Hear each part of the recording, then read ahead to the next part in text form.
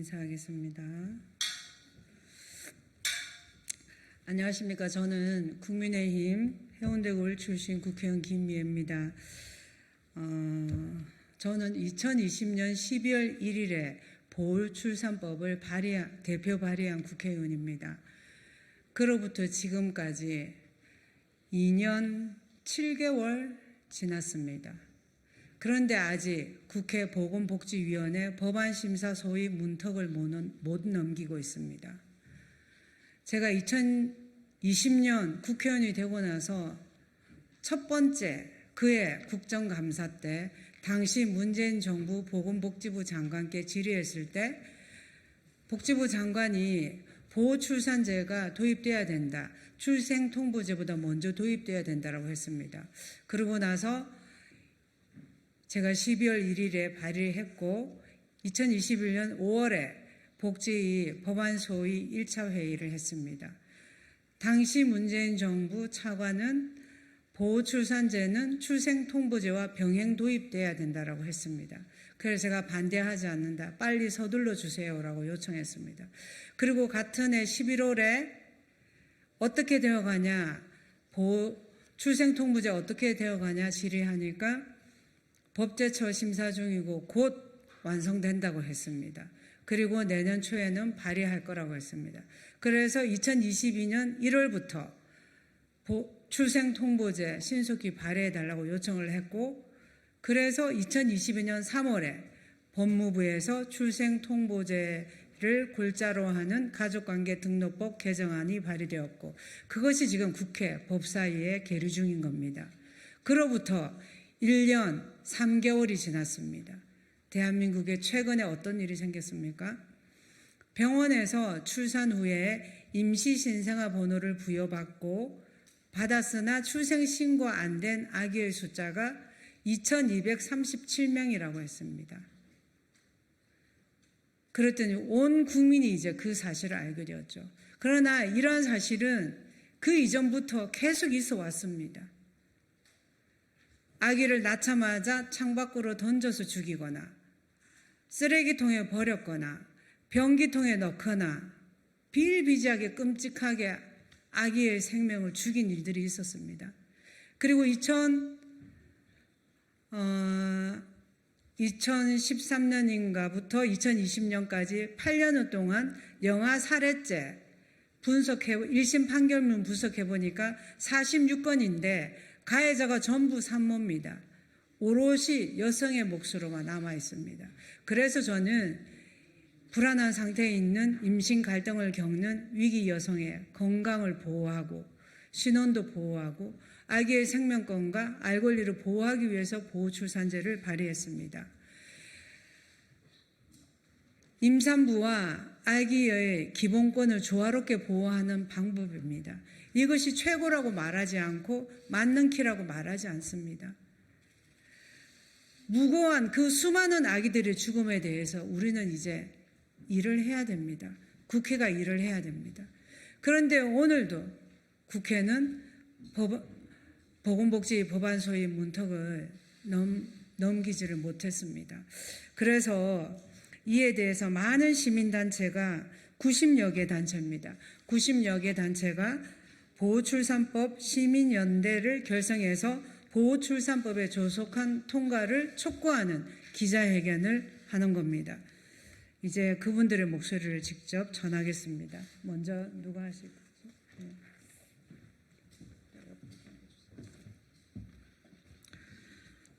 보호출산법 시민연대 긴급 기자회견을 주관하고 있는 전국입양가족연대의 오창화 대표입니다. 먼저 울음조차 마음껏 울지 못하고 제 부모 손에서 죽어간 수원 영아 살해 사건 피해자의 짧았던 삶을 깊은 절반감으로 다시 상기해 봅니다.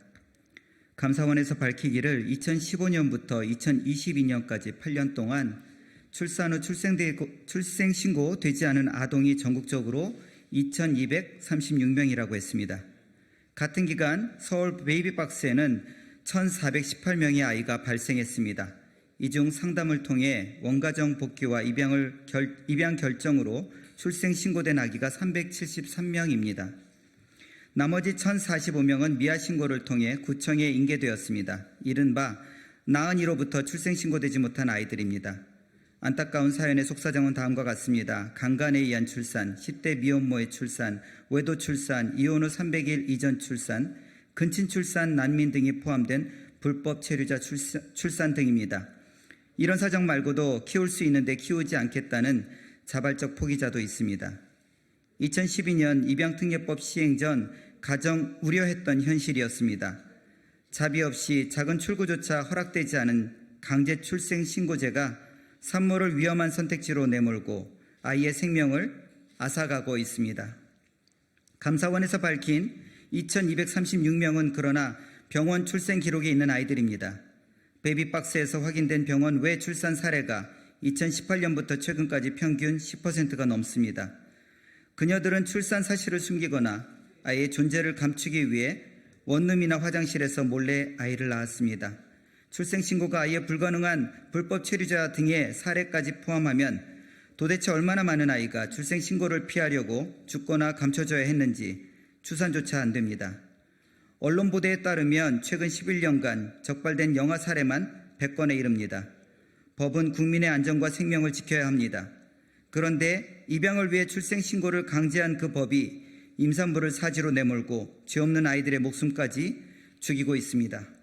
더욱더 안타까운 건 국가적 책임하에 위기 임산부의 안전한 출산을 보장하고 아이의 생명을 지키려는 보호출산 법안을 2020년 12월 국민의힘 김미애 의원이 발의한 상태였습니다만 2년 반이 지나도록 또 오늘에서도 국회 상임위 문턱조차 넘지 못하고 수백 개가 넘는 미처리 법안에 물려 숨도 못 쉬고 말라가고 있습니다. 수원에서 죽은 두 아이가 이 법을 다시 불러냈습니다. 대체 우리 사회는 언제까지 누군가의 목숨값으로 다른 목숨을 살리려는 어리석은 짓을 해야 합니까? 서둘러야 합니다. 지금도 어딘지 모르는 원룸이나 화장실에서, 모텔에서, 고시원에서 위태로운 목숨이 태어나고 있습니다. 없는 걸 새로 만들자는 것이 아닙니다. 위기 임산부와 아이를 살리자고 만든 보호출산법이 버젓이 발의되어 있습니다. 생명을 살리는 일, 지금 당장 국회가 해야 할 일입니다. 죽은 아이들의 이름으로, 살아야 할 아이들의 이름으로 보호출산법의 조속한 통과를 90여 개의 단체가 강력히 촉구합니다. 2023년 6월 27일 감사합니다.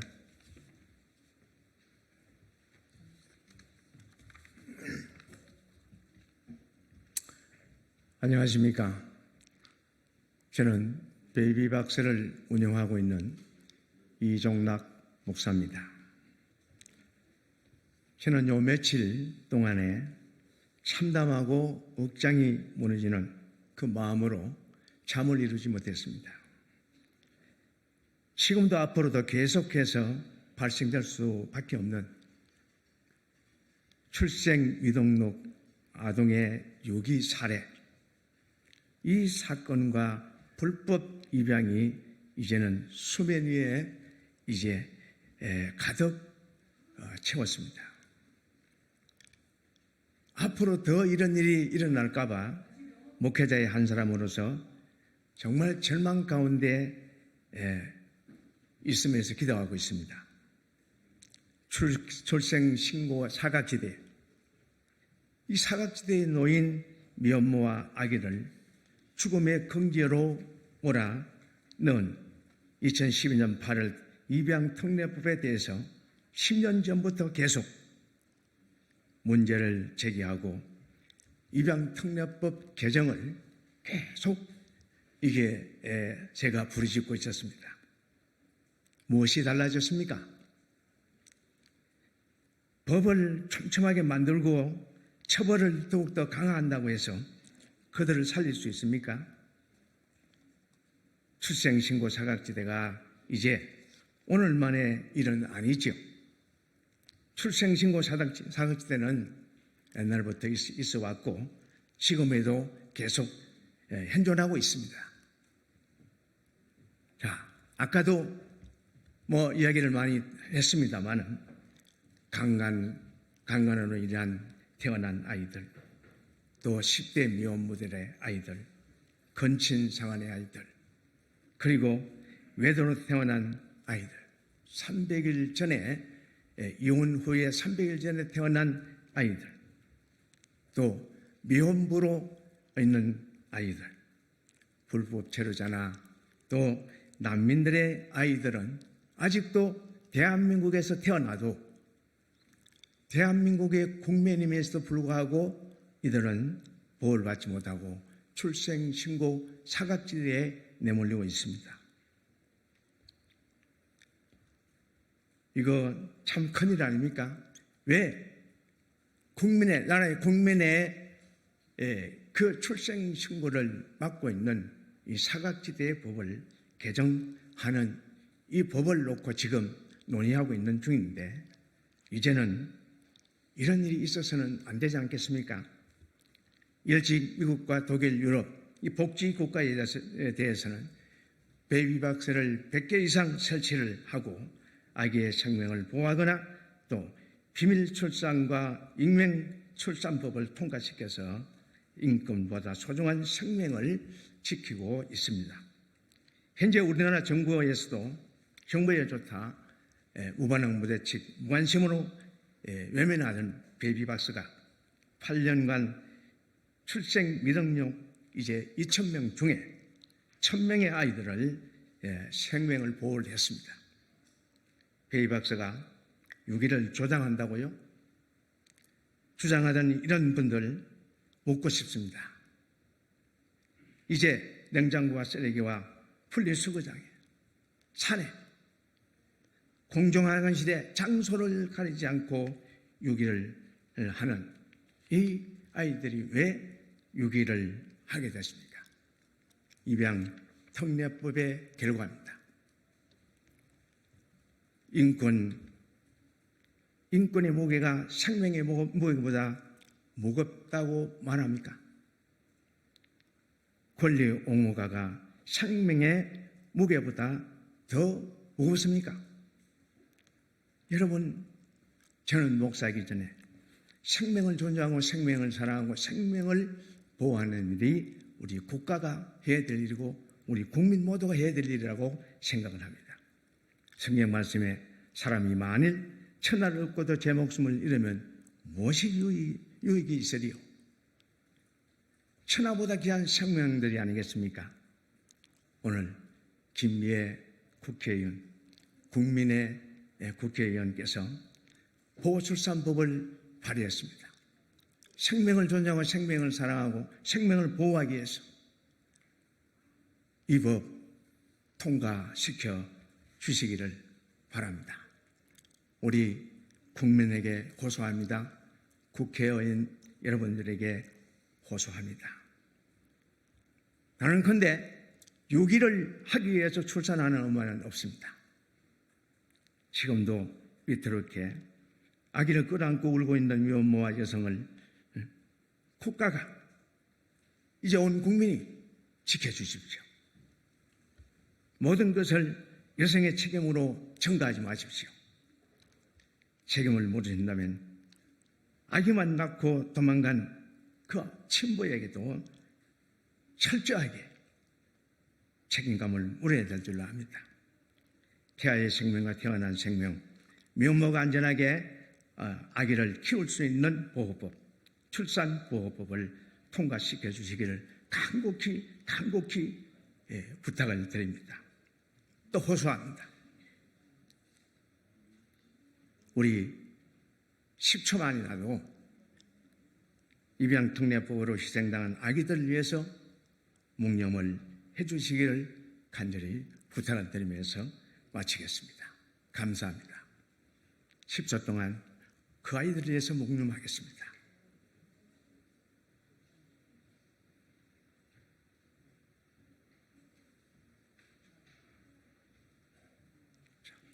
감사합니다.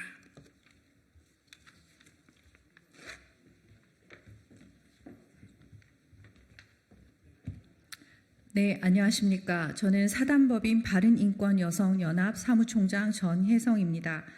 오늘 이 자리에 저희가 보호출산법 시민연대로 기자회견을 하게 된 것을 매우 유감스럽게 생각합니다. 왜냐하면 오늘 10시부터 보건복지위 법안 심사가 있었는데요. 아마도 보편적 출생 등록에 관한 법안은 이번에 심사를 통과할 확률이 굉장히 높은 것으로 저희들이 소식을 듣고 있습니다. 그러나 아직도 지금 의원님 나와서 호소하셨지만 이 보호 출산법은 여전히 의회의 문턱을 넘지 못하고 있습니다. 굉장히 안타까운 상황인데요. 최근에 적지 않게 들려오는 이런 영아 유기, 영아 살해, 그 다음에 아동 학대 사건들을 마주하는 저희들의 심정은 매우 고통스럽습니다. 우리 사회가 이 가슴 아픈 일들을 반복하지 않고 위기에 몰린 여성들과 아기들을 지키기 위해서 하루빨리 지혜를 모으고 특별히 입법을 하는 국회는 이들을 보호하기 위한 법안들을 조속히 만들어야 할 때입니다. 김성희 경찰대 교수는 2013년 1월부터 2020년 12월까지 8년 동안 영아 살해죄로 기소된 사건의 1심 판결문 46건을 분석한 결과를 토대로 지난 2021년 한국 영아 살해 고찰이라는 논문을 한국 교정학회지에 게재한 바 있습니다. 이 논문에 따르면 분만 후 24시간 이내 신생아를 살해한 사례는 87%인 40건에 달하고 있습니다.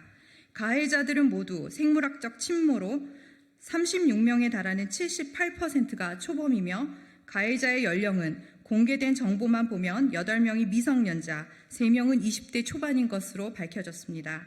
이들의 범행 동기를 보면 임신 및 출산 사실이 주변에 알려질 것이 두려워 은폐할 목적으로 살해한 경우가 40건으로 가장 많았습니다.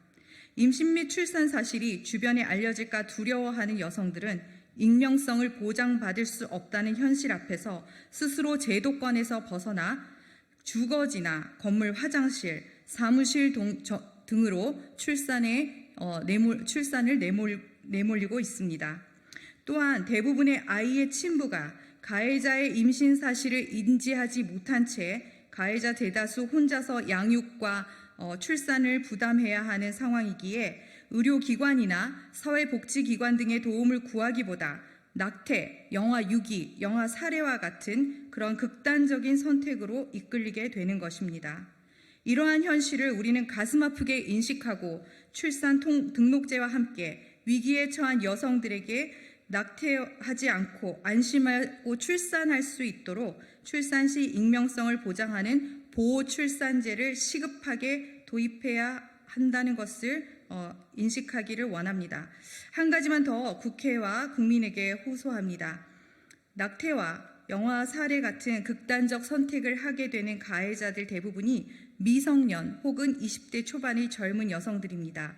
우리나라의 교육에서 어릴 때부터 합의만 있으면 마음대로 섹스를 즐기고 자유로운 성관계를 갖도록 함으로써 성관계의 책임을 오롯이 어린 여성 혼자에게 감당하도록 만드는 것은 아닌지 점검하고 무분별한 섹스를 예방하고 책임있게 행동하도록 교육해야 할 것입니다. 아울러 다시 한번 강조드립니다. 여성들과 아기들이 이 땅에서 마음껏 태어나고 또 자랄 수 있도록 보호출산제 도입을 서둘러 주십시오. 이상입니다.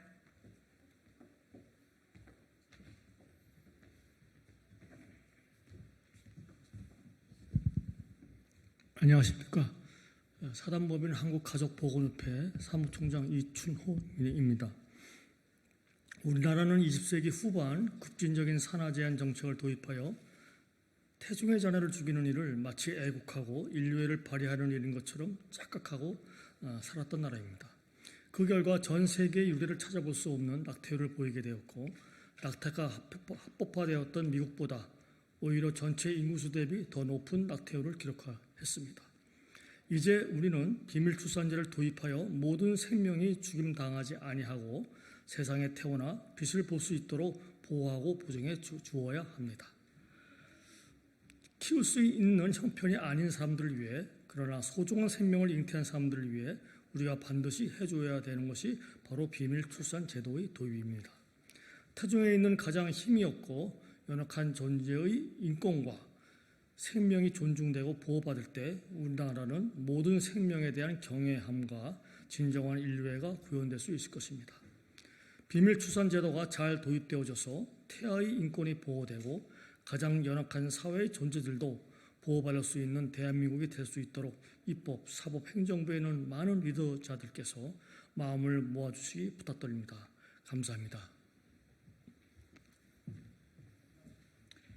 오늘 보호출산법 시민연대 긴급 기자회견에 같이 경청해 주셔서 감사합니다.